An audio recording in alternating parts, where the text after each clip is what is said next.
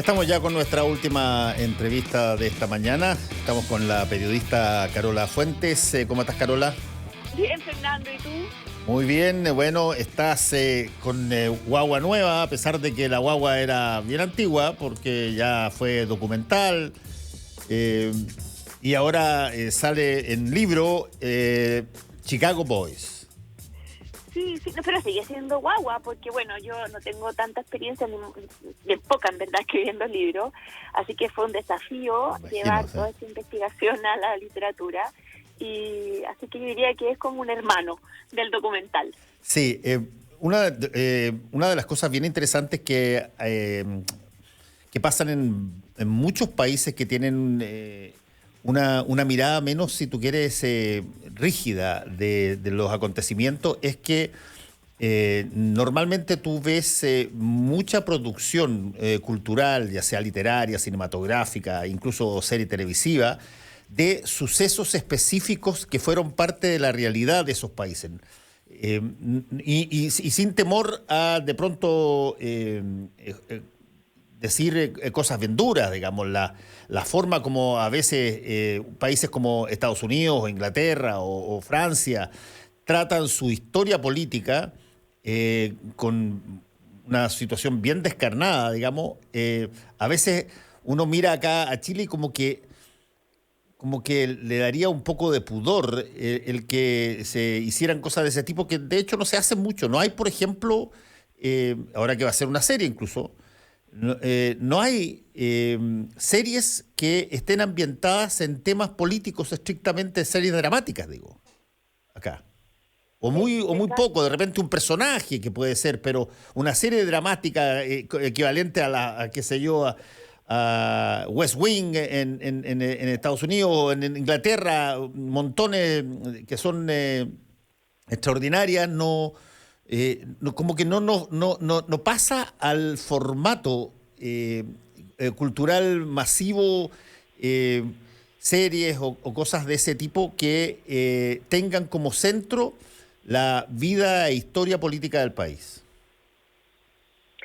Sí, eso es verdad, y de hecho para la producción del documental incluso recibimos cierto escepticismo al principio.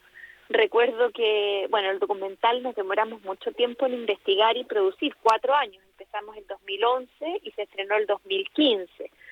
Y cuando el 2011, 2012 estuvimos pidiendo apoyo a algunos canales o fondos, recuerdo a alguien que nos dijo, pero algo de los Chicago Boys, qué cosa más fome, qué aburrido, esos señores están pasados de moda.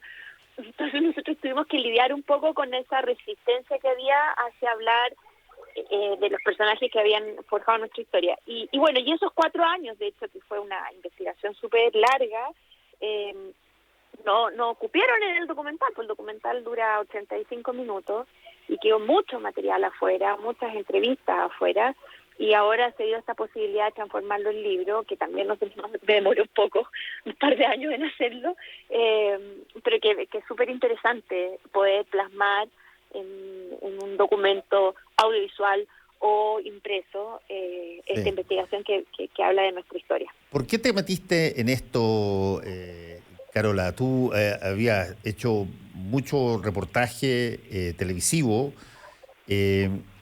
y de pronto te metes en un tema que tiene dos características que son bien especiales, digamos. Una, bueno, es político.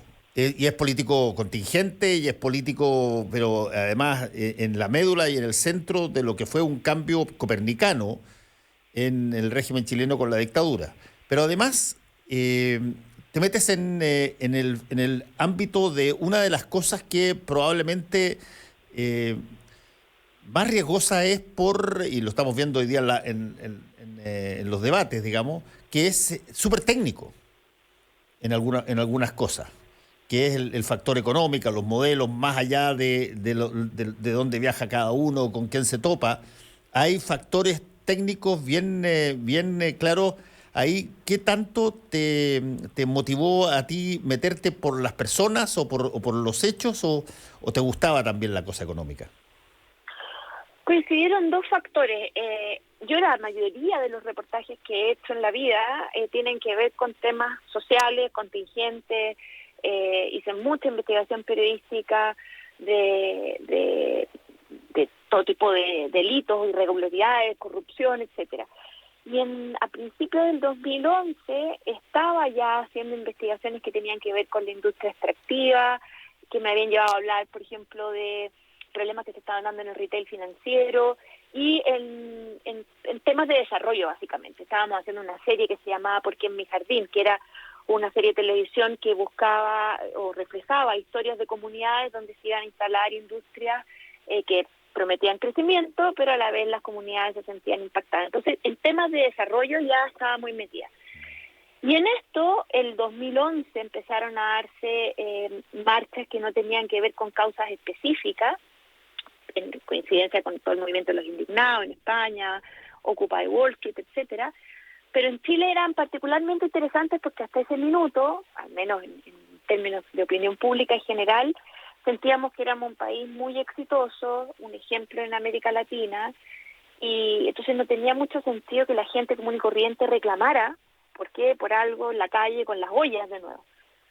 Y surgió una pregunta bien como de curiosidad periodística, que fue, oye, ¿qué estarán pensando los creadores del modelo económico de lo que está pasando hoy día en la calle? Y la respuesta fue también bien periodística, bueno, vamos a preguntarles. Obvio. Y yo busqué, bueno, obviamente sabía quién eran los Chicago Boys, pero queríamos llegar como a los gringos. Milton Friedman se había muerto hace poco, no tampoco, en verdad se murió en 2006, pero ya estaba muerto, digamos, no había cómo buscar por ese lado, y encontré a Harberger, a Arnold Harberger, que es considerado el padre de los Chicago Boys chilenos, que estaba viviendo en Los Ángeles. Le llamé por teléfono, le pregunté si le podía hacer una entrevista porque estaba interesada en saber su opinión sobre las protestas. Esa fue la primera mirada.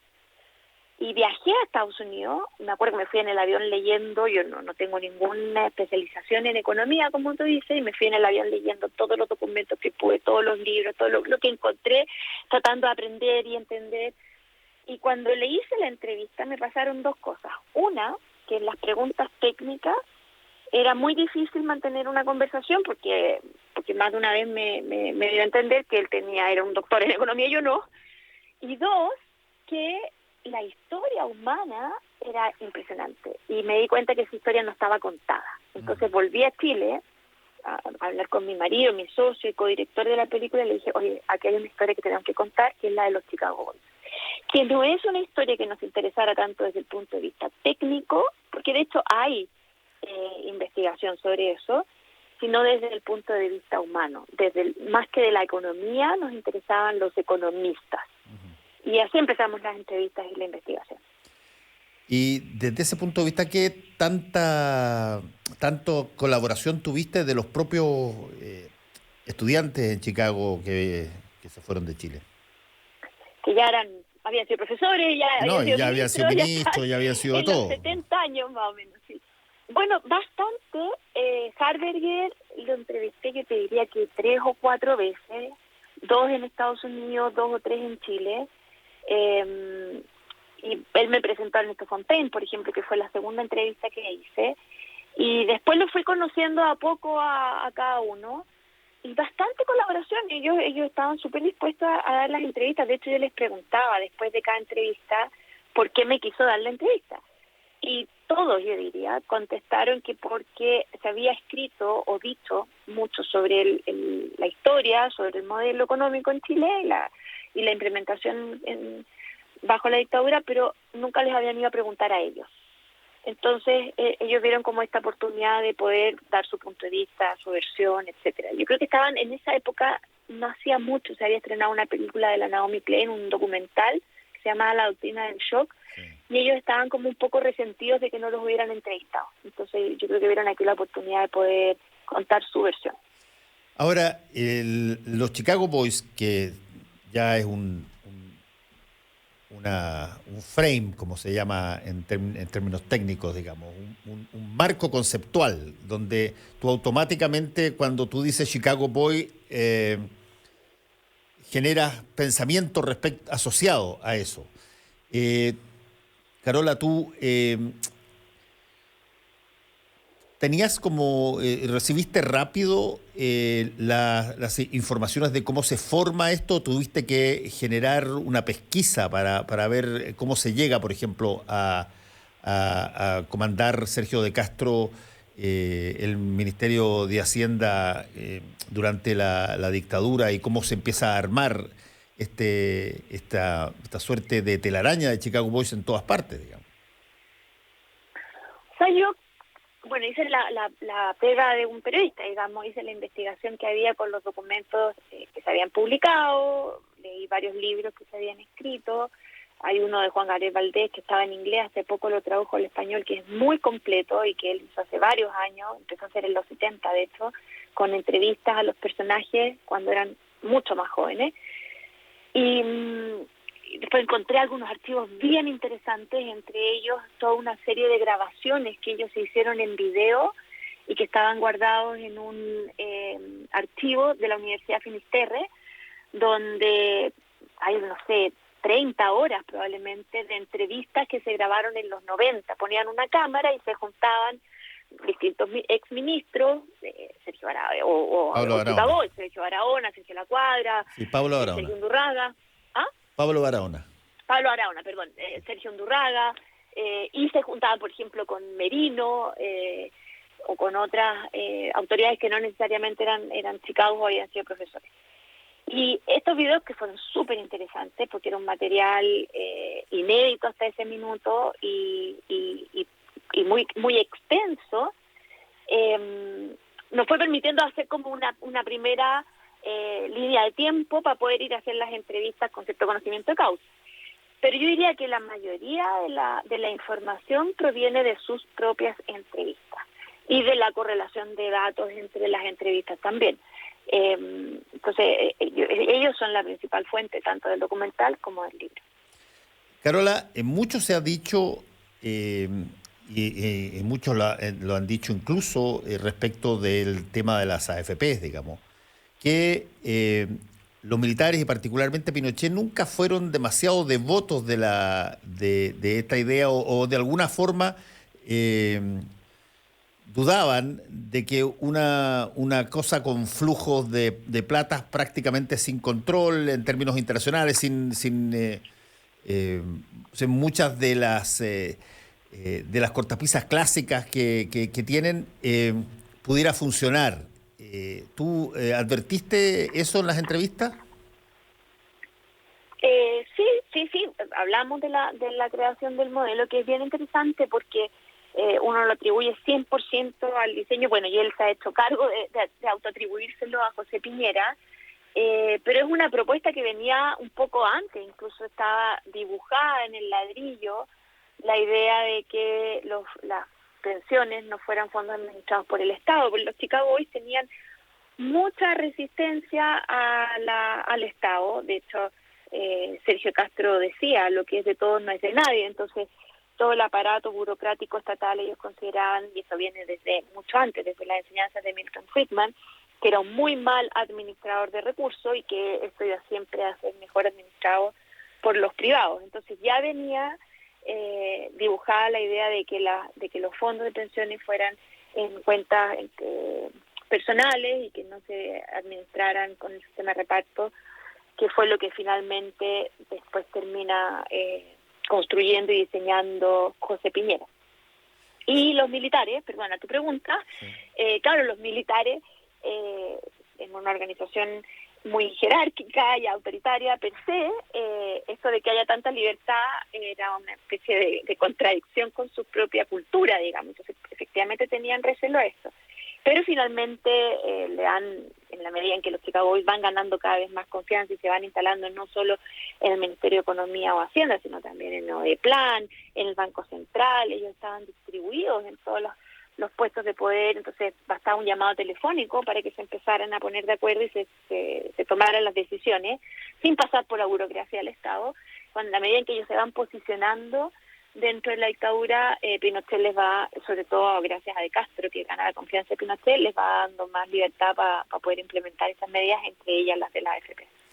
Y en el ámbito, por ejemplo, algunos de los ámbitos más importantes, por ejemplo, todo lo que fue el retorno de las empresas que habían sido expropiadas durante el gobierno de Salvador Allende y que después se retornan y que a los privados y comienza este proceso de grandes grupos económicos. ¿Nunca se advirtió, por ejemplo, ahí algún tipo de eventual problema en términos monopólicos o en términos de colusión o en términos... ¿cuáles eran los, si tú quieres, eh, los detectores o señales de que este traspaso desde el Estado en forma masiva a los privados de cosas que ellos no habían construido eh, se, se pudiera de alguna manera tener los típicos problemas que tienen ese tipo de situaciones económicas o oligopólicas, digamos? Yo no recuerdo que ninguno de los entrevistados me haya mencionado algún recelo en ese momento. Hay que pensar que yo también todo esto lo digo en base a lo que los entrevistados me dijeron. Yo era Sin chica duda, en esa época, no sin lo duda. viví, pero en base a las entrevistas que yo hice o que he hecho, me da la sensación de que había mucho frenesí en ese momento. Años 75, 77, al 80, era todo muy rápido. Estaba esta sensación de que tenemos la libertad, tenemos el apoyo, tenemos los conocimientos por parte de los Chicago Boys, es ahora o nunca, vamos con todo. Entonces como que no había, me da la sensación, mucho tiempo de pensar en posibles malos resultados o en los riesgos o me da la sensación también de que había como una buena intención en general, de que esto iba a ser para el bien de todos, entonces no había tampoco como muchas sospechas entre ellos.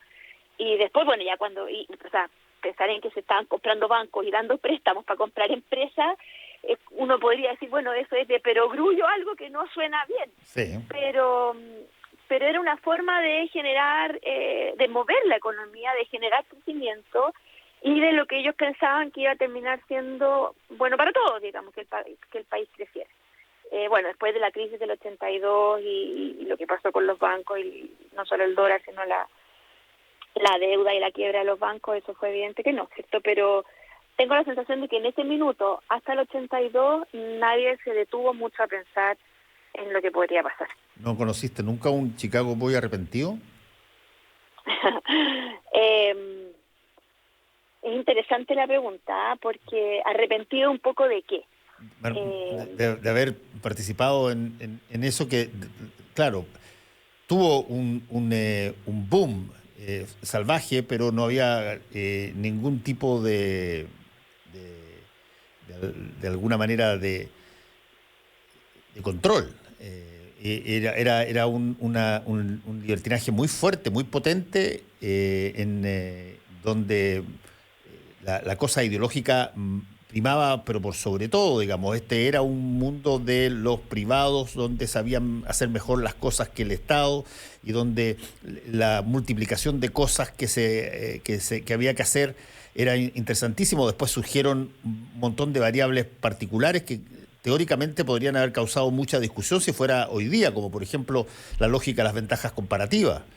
De que si es que tú produces algo, pero resulta que India te lo produce y lo vende a menor plazo, olvídate de estar produciendo tú y cómpraselo a los chinos, cómpraselo a India y ya. Perdimos buena parte de la industria, pero los productos llegaban porque además el dólar estaba congelado.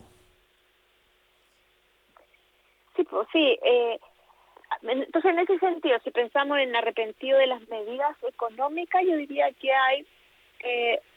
No he escuchado a ninguno que haga alguna reflexión en ese sentido, contraria, digamos, de que estuvo mal, ¿Y, si, de los que yo entrevisté. y del gobierno al cual sirvieron? De ese, yo partí haciendo las entrevistas pensando en que iba a haber una mayor reflexión sobre eso. De hecho, una de nuestros referentes con Rafa era un documental de un cineasta norteamericano que se llama Errol Morris. El documental se llama The Fog of War y es una entrevista muy extensa a Robert McNamara, que es un exsecretario de Estados Unidos, que estuvo involucrado en las guerras de Camboya, de Vietnam, y es una entrevista muy, muy profunda, donde él va evaluando los contextos en los que fue tomando decisiones que tuvieron costos muy grandes en términos de vida, de muerte, del destino de los países, etcétera. Y siempre pensamos que íbamos a llegar en algún punto de las entrevistas a algo así, a alguna reflexión con respecto a la decisión de seguir trabajando en una dictadura que estaba cometiendo violaciones a los derechos humanos. De los principales entrevistados, que fueron ministros, que son Sergio de Castro y Rolf Luer, no llegó nunca a una reflexión así. Ellos sostuvieron hasta el final de que no sabían que estaban ocurriendo violaciones a los derechos humanos. De otros, hubo un poco mayor de reflexión, pero bueno, no eso ya es quizás algo más personal de cada uno, pero yo diría que hoy ha habido en general un reconocimiento de que estaban ocurriendo esas violaciones, y también de que algunos piensan que estos ministros, digamos, optaron por una especie del fin justifica los medios, o sea, de que si Chile va a terminar creciendo y terminando con la pobreza, no nos metamos a discutirle a Pinochet lo que está pasando, porque si no los habrían sacado y no habrían logrado su misión. Ahora, ahí hay un punto que me gustaría saber si es que tú lo viste también, porque no solamente había problemas con la oposición, que, bueno, era una dictadura y por lo tanto tú la controlabas de una manera totalmente distinta a como se controla hoy día. Pero también había un problema que los Chicago Boys tenían con la base productiva del país, los mismos agricultores, los mismos empresarios, que tenían esta lógica histórica distinta y que la ven cambiada de cuajo por una situación nueva. ¿Qué tanto tú pudiste percibir cómo fue ese embate? No necesitaban convencer, porque no había en esa época espacio para la deliberación, si tú quieres, pero ¿cómo fue la relación de los Chicago Boys con su propio sector histórico-económico? Eso es bien interesante en las historias que cuenta, y se entiende muy bien en las historias que cuenta Sergio de Castro. Los Chicago que yo entrevisté, él y la mayoría, yo diría, no venían de la oligarquía, no venían de los terratenientes, ni de la derecha más conservadora, ni siquiera muy partidista en general. Eran hijos de comerciantes, o Ernesto Fontaine de un médico, eran como clase media burguesa, pero no de la oligarquía.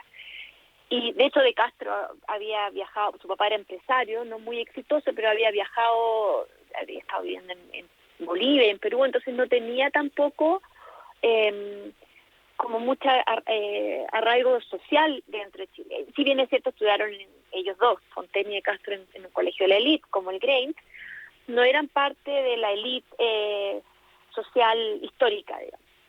Entonces, cuando ellos llegaron de Estados Unidos, a principios de los 60, a mediados de los 60, en la medida que iban llegando más Chicago, venían con ideas que tampoco eran muy bienvenidas por los terratenientes, que hablaban de eficiencia, de libertad, de emprendimiento, de empresa, que no era lo que pasaba en el campo, que era todo lo contrario. Y después, cuando llegan cuando De Castro estaba de ministro, él cuenta una anécdota que refleja todo esto, muy interesante, donde dice, llegan los productores de aceite a su oficina y lo saludan. Entonces le dicen, mire, le traemos acá un estudio para fijar el precio que a nosotros, como productores de aceite, nos gustaría fijar del aceite. Entonces De Castro los mira y les dice, no, pero pónganle el precio que quieran, a mí me da lo mismo. No, pero ¿cómo? Si usted tiene que fijar, el gobierno fija el precio. No, pero si a mí me da lo mismo, y les devuelve el libro o el estudio. Y se van súper complicado, entonces vuelven a la semana siguiente con un estudio con otro precio más bajo. Pensaron que le estaba rechazando. Claro, que estaban negociando, digamos.